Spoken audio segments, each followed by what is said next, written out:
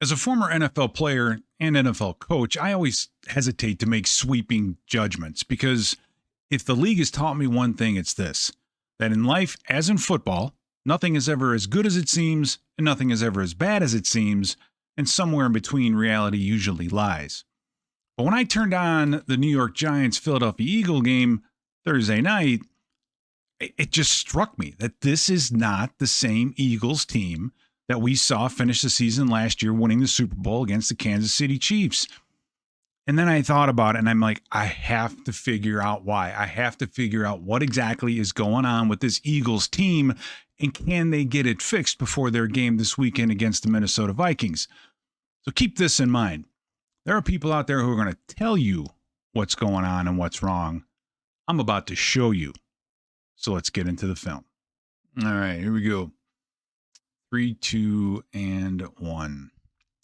So the first big difference that I see is physicality. Okay, physicality is important. How do you show it? What does it mean?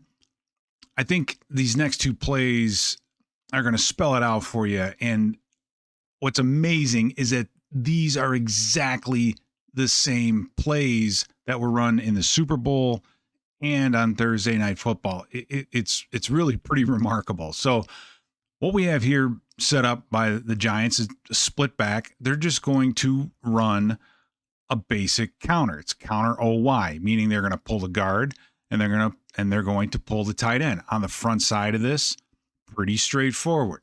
Okay? You're going to get a down block by the guard. This tackle will seal, work his way up to the second level. The center will choke back this way. This guard is going to pull and kick out the outside linebacker. And then this tight end will lead up inside and try to get whoever's on the front side of this play. The action's a little bit crazy. They're going to use a little bit of deception with this back spinning that way. Quarterback's going to spin around. But just watch the point of attack. And by point of attack, I mean mainly these two guys right here. The difference in how it's played by the outside linebacker and by the defensive tackle. Okay, so here we go. Ball snap, fake handoff, up inside. Not a huge deal. I mean, it's a 6-yard run, so it's not like it's breaking the back of Philadelphia's defense. But again, watch the point of attack. Watch what happens when these guards pull, right? Okay, shoulder down. He's kicking him out. They've got this tackle here kind of walled down, makes it easier this defensive tackle. It makes it easier for this tackle to work his way up. You got the tight end coming through, kicking out right there. Now you've got that nice little crease. You do have the safety coming over the top, but by now it's already 4 or 5 yards downfield. A little bit of a freight train there. Boom. Legs keep churning. And again, it's a 6-yard gain. But I want to take you to the Super Bowl and show you what Kansas City did. They run exactly the same play. They do it a little bit differently. They're going to motion a wide receiver into the backfield, but it's the exact same play. This guard is working down here. This tackle is going to work his way down here. You've got choke block by the center. This guard's going to pull and try to kick out, and then this tight end is going to wield his way around. But like I said before, watch the difference. Watch the difference in how this play is played by the defensive end and by the interior tackle and the result of this play. Okay? It's remarkable. It's unbelievable. So ball snap. Boom. Look at the difference right here. Okay? This guard is about to go on his rear end. And then also look at the difference of this defensive tackle. He has this guard down on his knee. Look at this. Instead of being able to block down and roll this guy out like we saw in the previous play, he gives him a shoulder. This guy is on a knee, and he's about ready to get in here and give this a TFL. And then watch this at the point of attack. Boom. Nowhere for the running back to go, and it ends up being a 2-yard loss. I just want to show it again and show the difference between the two. Watch the point of attack. Kick out, tight end kicks out, running back has a crease, and then he gets about 6 yards, okay? A year ago, they're motioning a guy in the backfield, boom, boom, nowhere for the running back to go. And I wanted to show it in real time because these things happen quickly. But I think physicality is the one thing that the Philadelphia Eagle defense needs to improve upon if they want to break this 2-game losing streak this Sunday against the Minnesota Vikings. On defense, physicality and tenacity go hand in hand. And this is a great example, I think, of just the tenacity that's also missing currently. The Eagles are playing man-to-man here. It's pretty straightforward, pretty simple. But what I want you to watch is what goes on down here at the bottom of your screen, mainly here with Ringo here at corner. I mean, the Giants here have the right play called at the right time, okay? You have 2 underneath defenders, but everybody else is playing man-to-man across the board, and you have a kind of a Reggie situation with the back. Whichever way the back goes, this linebacker takes him, the other linebacker drops and tries to defend the middle of the field. But what you're seeing developing down here is just that the cornerback is outside shade, okay? And he's at a point of weakness if this receiver decides to work himself across the field, which he does. So he's in a foot race right here, and not a lot of pass rush, but the wide receiver is open, okay? He's got himself. He's beaten Ringo across the middle of the field. Those things happen. Right play, right time, and the catch, okay? But this is what I'm talking about. You look at this relationship, catch, receiver falls on the ground. Look at the defenders around him, okay? Just watch what happens. Receiver was never touched, okay? He goes back down. Let's watch this. Let's watch this thing again from a little bit earlier. You get the throw, the catch, receiver falls down. Everybody's kind of looking at him. That's an extra 5 yards that the Giants got just because no one on Philadelphia touched them down. They're not quite flying to the ball the way they were a year ago either. Another weapon of the defense is tackling. We've already talked about physicality being a huge thing, tenacity. Well, this one here is about tackling, and for anyone who watched the game Thursday night, you'll remember this play as soon as you see it. Philadelphia is basically going into a 5-man front, okay? And if there's anything I've seen on tape, it's this, is that when Philly gets into a 5-man front, they're not really super efficient, okay? So that might be something that changes going into the Minnesota game. We will see.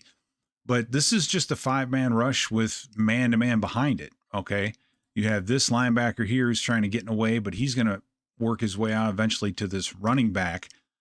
The safety, Makuba, is coming down, and he is going to have the inside receiver right here, okay?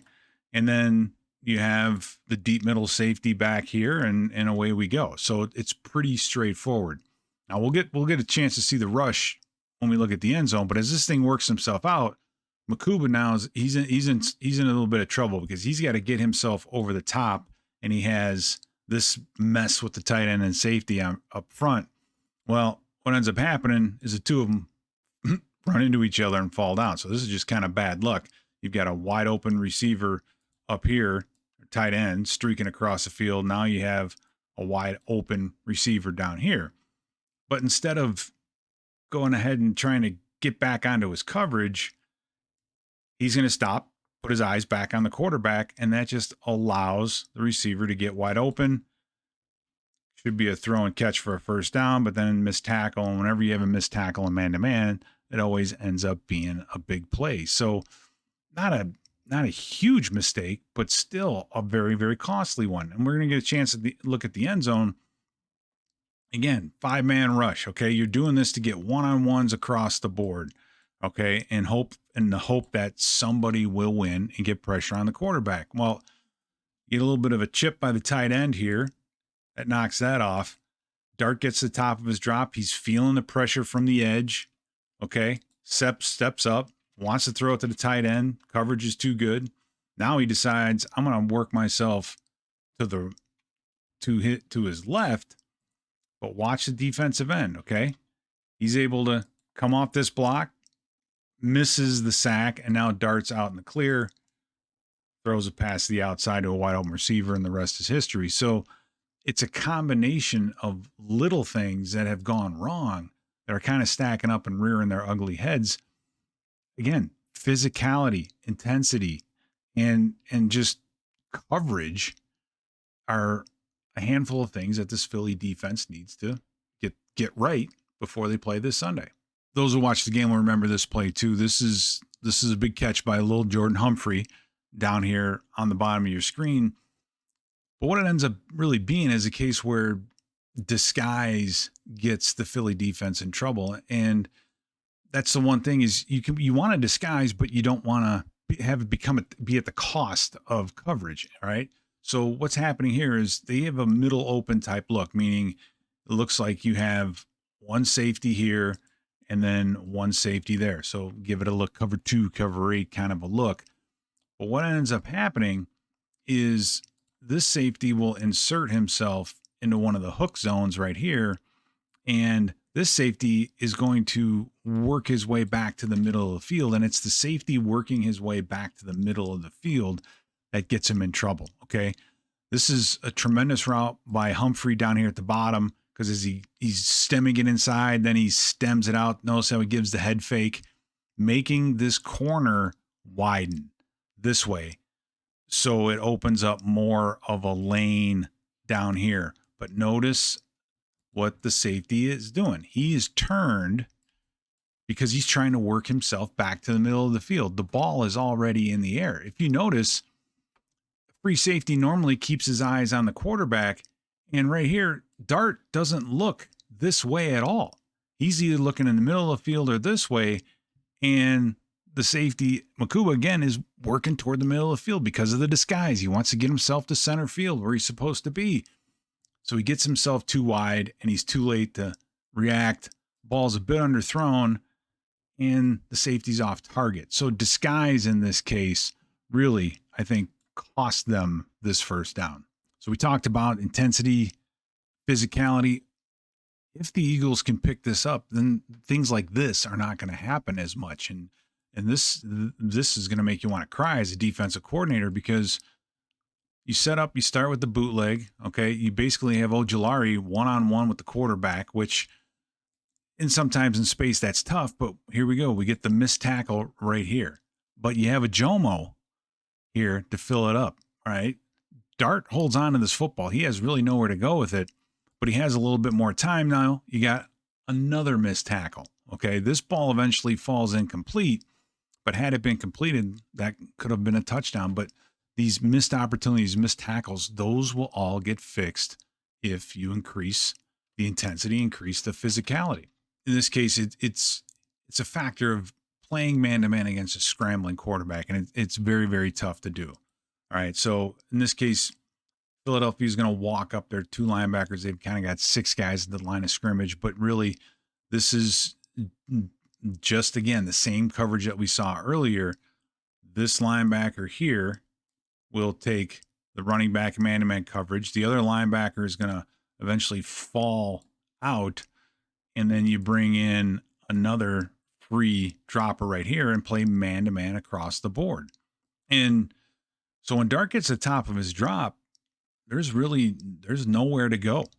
Okay, you have the free linebacker here in the middle of the field. Everybody's covered. So there's really not much you can do. You get a missed tackle in the backfield, and in man-to-man, you've got to be disciplined. You've got to stay on your coverage because you don't know exactly what's going to happen. So these 2 defenders have to turn and run, and you leave the quarterback one-on-one with the linebacker in space. And in this case, it just doesn't end very well. And I think you get a better view of it here in the end zone at the amount of space that's just created. So here we go. The linebackers are stepping up.